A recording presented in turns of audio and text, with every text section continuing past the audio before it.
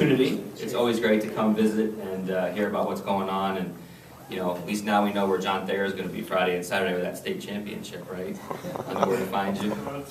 All right, and we have our eyes on Colorado State as well, not just for what Colton's doing, but Ryan Williams, our women's basketball coach, is over there, and I've been kind of keeping track. They're 3-3, I think, and off to a decent start. He's I got to rib him a little bit because I saw his recruiting class, and he's got two girls, I think a girl from Sweden, Finland, and Belgium or something. So I don't know where he's getting those connections. He's obviously enjoying a bigger recruiting budget than we have at USD, though. So we'll see. But for us, we're heading into the winter sports season, and football certainly. I'll just touch on real quick in the sense that no one is happy with what happened with football. And what I want to make sure I explain to the group here today is that we are fully committed to making this thing go.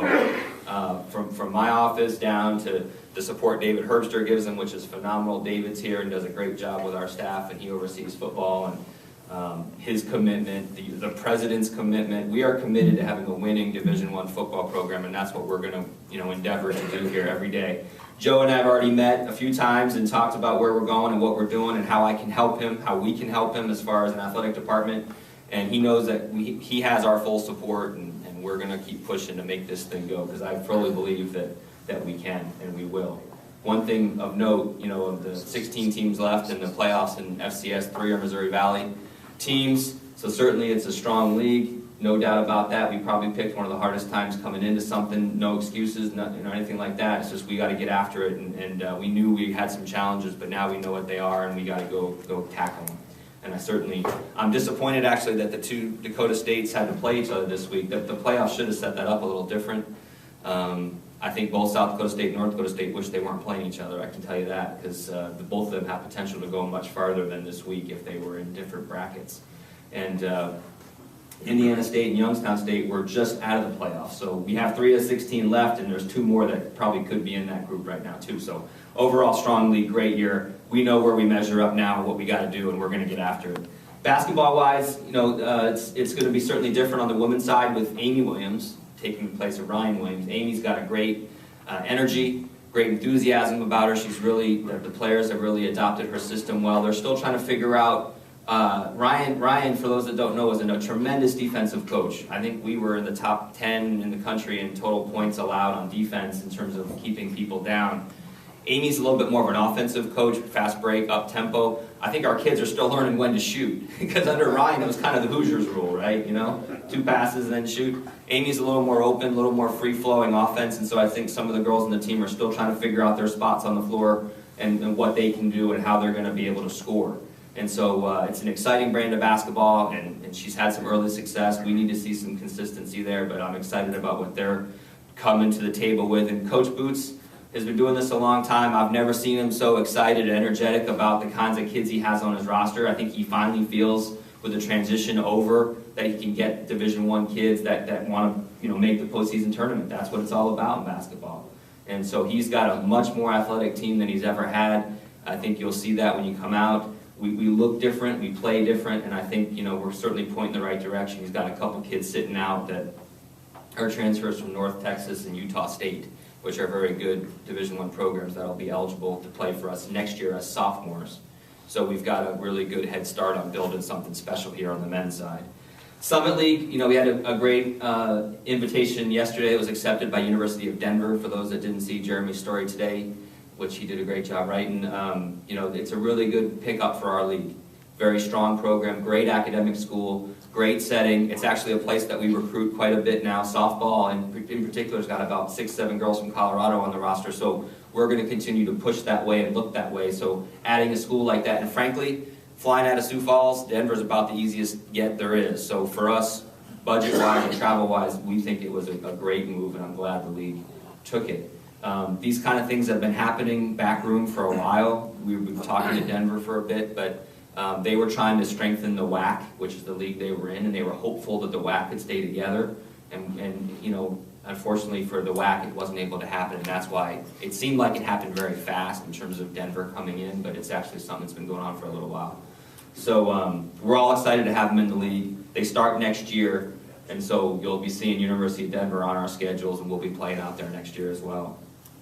Track volleyball, those are 2 sports I want to talk to you guys about just briefly, in the sense that you know, we can be really strong in those areas. Track already finished second in the Summit League last year. Outdoor, the cross-country teams both finished second this year. Indoor track's going to be really strong. We're hosting the Indoor Summit League Championships in the Dome in February, so I'd encourage you all to think about that. It's going to be a great event to attend and really see some great track athletes. You know, Lucky and Gotts and those guys, Fitz, they just do a tremendous job, and I couldn't be more excited to be working with them on this track facility. They deserve it, frankly. These kids deserve it. What I tell any person on campus who talks to me about a facility being built, I tell them, we've got 3 kids that qualified for Olympic trials. You tell me any other student at the University of South Dakota that has that kind of success in their endeavor, and we have to support those kids. You know, we don't have a facility for those kids even to practice on outside. And you know, academia, if there was something those kids needed, we would find a way to get it done, and we need to do it for them track-wise. So that's something that we're fully committed to from the president on down. And volleyball, I'm just going to point out, they won 6 in a row to finish the year, and no one wanted to play our volleyball team at the end of the year. They kind of figured it out, I think, and you know, they only had 3 seniors leaving, only one of which who played significant minutes. So they're going to be really, really strong going forward, and I'm excited about what they can do. But the biggest push for us right now, between David and myself, besides just running our programs, is raising funds. I mean, that's really what we're out doing, connecting with a lot of alums. A lot of interest is out there. It's been really fun for me, because everywhere I've gone and sat down with a donor and talked about our plans and our future and where we're going, I've only had one person to date tell me I'm not interested. And that's probably out of about 100. So that makes me feel good that what we're doing and what we're talking about, people are agreeing with. And the person who had an issue, I certainly understand it. It's a personal thing he's got between some of the other donors we're involved with, and he doesn't want to get involved. So he liked the plan, but just couldn't support it for other reasons. So we've had really good success. We still need to hit a few more home runs here to really come forward and move on. But the biggest thing for me, I talk about for us, is the Dome, the challenges it presents with football. You know, if we had to host football playoffs, or were fortunate enough to host football playoffs, we'd have to move basketball games off campus, because you have to set a basketball schedule, and you kind of have to set a date you're going to roll the turf up, right? And so basketball goes right after that. Well, if we make the football playoffs, that's all going to have to change on a moment's notice, and we're going to have to move basketball games either to Sioux Falls or you know, go to the other team's gym instead, or something like that. And that's the kind of stuff that, as a Division I program, for me, I don't feel we should be subject to.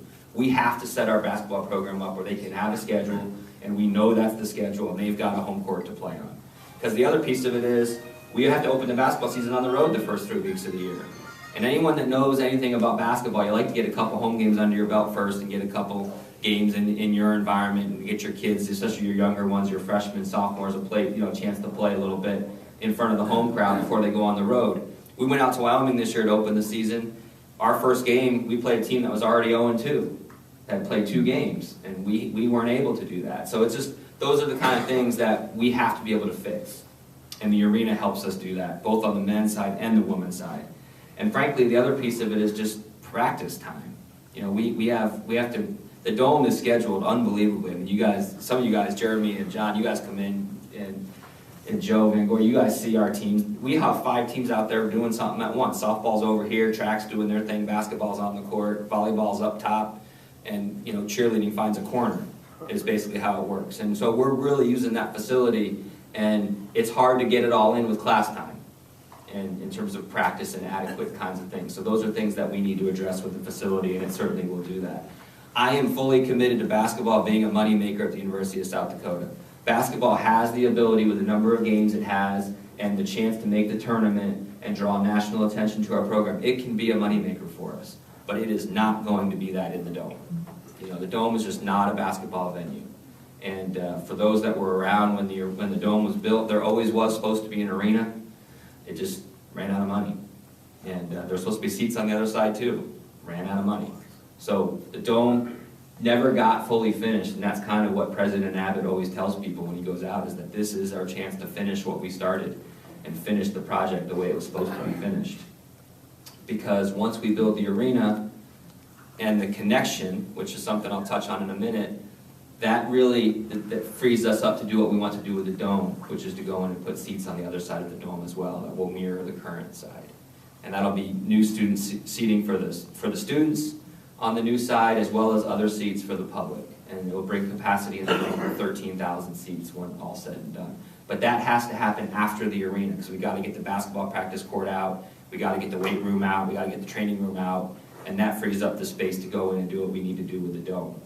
The middle building, the connection, what's really exciting for everyone that hasn't heard is that it's going to be really a health science research building, and it's going to be really unique space that's going to partner Sanford with us in terms of thinking about using our training room as a physical therapy center for student athletes and for high school students in the local area, where they'll be able to come, and Sanford will have full-time physical therapists staffed in our training room. So we'll have a place down there where our student athletes would, we tape their ankles here, we have a hot and cold plunge pool here, we got everything they need if they need an x-ray machine right here, and they're going to do all their rehab right here, all in the same room, and it's going to be staffed full-time by our people and Sanford's people. And USD students who are physical therapy students are going to be able to get practical hours in our training room working with our kids. So that's going to be, has an academic component to it, which is really special. Our weight room is going to double as a biomechanics lab, where we're going to study all kinds of things. And we're going to get into business with Sanford on studying hydration in student athletes. So we're going to talk about concussions and those kind of things in the School of Medicine. I have a meeting next week with our School of Medicine folks to go up and talk about partnering on concussion studies and addiction to painkillers after concussions are over and other things are over, pain.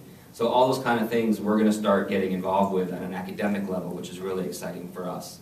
And so I feel really positive that this project not only is going to benefit athletics, but it's going to benefit the whole university. And it's going to benefit Vermillion hugely as well. When you start hosting basketball tournaments in our facility, when you build that outdoor track and soccer complex, and Vermillion Youth Soccer has a place to play now, our outdoor track is going to be something the public can use. We're going to host regional track meets, high school track meets, conference track meets. All those things are going to start to come to Vermillion in this area, and it's going to help. And so it's really a multifaceted project that I couldn't be more excited about. All told, $58 million is what we've kind of been told we need. My biggest challenge working with the university has been just getting through all the hoops. When you go talk to donors, they always talk about, well, I could give you this, but are you really going to get it done? Are you really going to get the approvals you need? And we've got the approval through the Board of Regents. We're going to the legislature in January to get their approval on the project. Those approvals are all pending, obviously, the funding being in place, and that's what our foundation is working with us on. And we grossed it up to $2015, $58 million, builds us the arena, the health science building that connects to the dome. So south of the dome, the whole wall is going to be knocked out, and this connection will be attached right there. That'll be that health science building, and then next to that will be the arena. But it'll all be, you can walk within each facility, back and forth, no problem, without ever going outside, which obviously this time of year is good for us. So those two, that connection, the arena and the outdoor track soccer complex, $58 million grossed up to $2015. And that's the number we're trying to reach. And I'd say, all things considered, we're down to 10 million short of kind of reaching that number. And so when you talk to donors now today, you can tell them your $500,000 might not have seemed like a lot when we were at zero, and you think, boy, you got a long way to go. Now we're a lot farther down the road, where I can say to you, now there's a finish line in sight. You sign that piece of paper, that pledge form right there, and we can get started. It gets us that much closer. And there's no boogeymen in the closet. There's nothing stopping this thing from happening. This can go. All it needs is you. And that's kind of the message I can give a donor now.